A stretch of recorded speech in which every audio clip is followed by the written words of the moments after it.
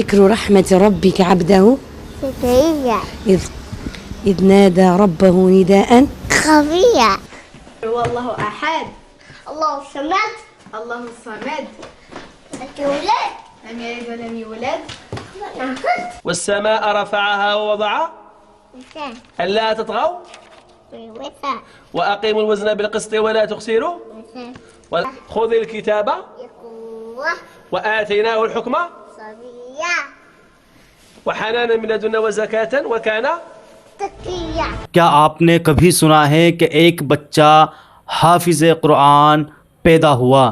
جی ہاں، ایک ایسا زندہ معجزہ افریقی عرب ملک کے الجزائر میں پیش آیا ہے۔ آپ کو بتاتے چلے کہ افریقی عرب ملک کے جزائر میں جنم لینے والے پیدائشی حافظ قرآن بچے کی پوری دنیا میں دھوم مچ گئی ہے۔ اس دودھ پیتے بچے کو قدرت کی عظیم نشانی اور زندہ معجزہ قرار دیا جا رہا ہے، جبکہ وہ دنیا کا سب سے کم عمر حافظ قرآن ہونے کا اعزاز بھی حاصل کر چکا ہے۔ یحییٰ نامی 2 سالہ بچہ قرآن کریم کا پکا حافظ ہے۔ وہ سوائے قرآنی آیات، مختصر احادیث اور مسنون دعائے کے ایک لفظ کا بھی تکلم نہیں کر سکتا، حتیٰ کہ وہ دراجہ سائیکل بھی نہیں کہہ سکتا، لیکن قرآن کریم روانی سے پڑھ سکتا ہے۔ الجزائر سمیت عرب ممالک کے اخبارات اور ٹی وی چینلوں نے یحییٰ کی پوری اسٹوری چلائی جا رہی ہے۔ جب ناظرین اس بچے کو دیکھتے ہیں تو انہیں اپنی آنکھوں پر یقین نہیں آتا۔ الجزائر کے سب سے بڑے اخبار الشروق نے اس معجزاتی بچے اور اس کے والدین سے خصوصی ملاقات کر کے ایک تفصیلی رپورٹ چھاپی ہے۔ ان کی والدہ کا کہنا ہے کہ میں نے ایک عجیب و غریب خواب دیکھا تھا۔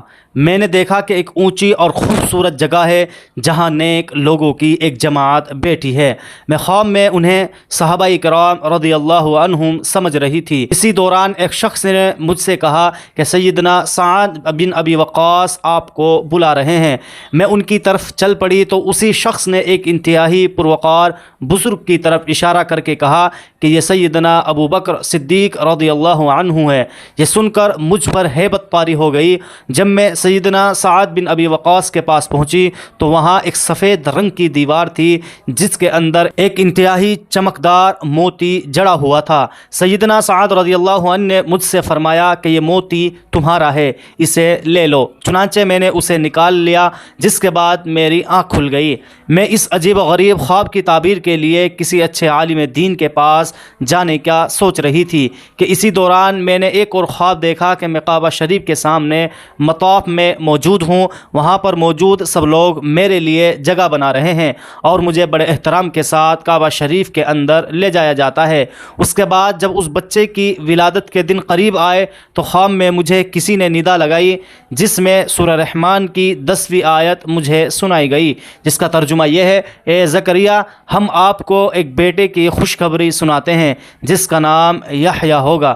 یہ آیت پہلے مجھے یاد نہیں تھی، اب میں سننے کے بعد مجھے بھی یاد ہو گئی۔ میں اس آیت کو بچے کی ولادت تک دہراتی رہی۔ جب یہ بچہ پیدا ہوا تو ہم نے خواب کے مطابق اس کا نام یحییٰ رکھ دیا۔ اس بچے کا دایاں ہاتھ 6 انگلیوں پر مشتمل ہے۔ ہم ایک انگلی کو زائد سمجھ کر کٹوانے کے لیے اسپتال لے گئے تو ڈاکٹروں نے ٹیسٹ کے بعد بتایا اگر اس انگلی کو کاٹ بھی دیا جائے تو یہ دوبارہ نکل آئے گی۔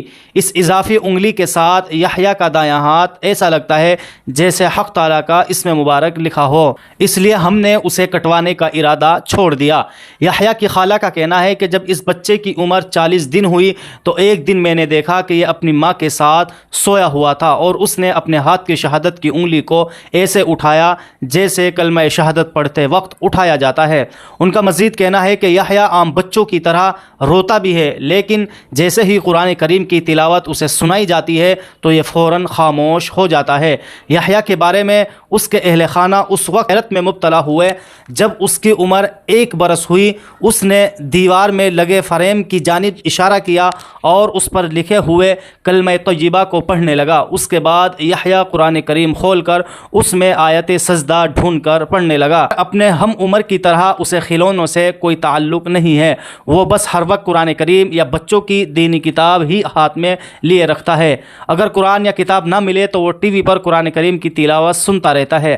اگر کوئی یحییٰ کے سامنے تلاوت کرتے ہوئے غلطی کر جائے تو اس کی گویا شامت آ جاتی ہے۔ یہ پیدائشی حافظ اس سے لپٹ جاتا ہے اور اس وقت تک نہیں چھوڑتا جب تک اس غلطی کی اصلاح نہ کرا لے۔ حفظ قرآن کے ساتھ رفتہ رفتہ یحییٰ کی صلاحیتوں میں اضافہ ہونے لگا۔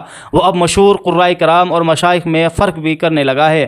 پھر یحییٰ کو بعض لوگوں نے بتایا کہ اس بچے کو جنات نے اپنی گرفت میں کر لیا ہے، وہی اس کی زبان سے بولتے ہیں۔ تو یحییٰ کی ماں اسے لے کر علاقے کے بڑے بڑے عالم دین عامل کے پاس چلی گئی۔ جب عامل یحییٰ پر دم کرنے کے لیے قرآنی آیات پڑھنے لگے تو اس نے بھی اس عامل کے ساتھ پڑھنا شروع کر دیا۔ یہ دیکھ کر عامل نے یحییٰ کی ماں سے کہا کہ اس بچے پر کسی جن کا اثر نہیں ہے، یہ قدرت کا بہت بڑا معجزہ ہے جس سے حق تعالیٰ اپنے دین کا بہت بڑا کام لینا چاہتا ہے، جو تجھے مبارک ہو۔ الجزائر میں ہونے والے مقابلوں میں یحییٰ کا دنیا کا نوعمر ترین حافظ قرار دے کر اسے ایوارڈ سے نوازا گیا۔ آپ سب کو یحییٰ کے بارے میں کیا لگتا ہے؟ آپ سب بھی ہمیں کمنٹ باکس میں ضرور لکھیں۔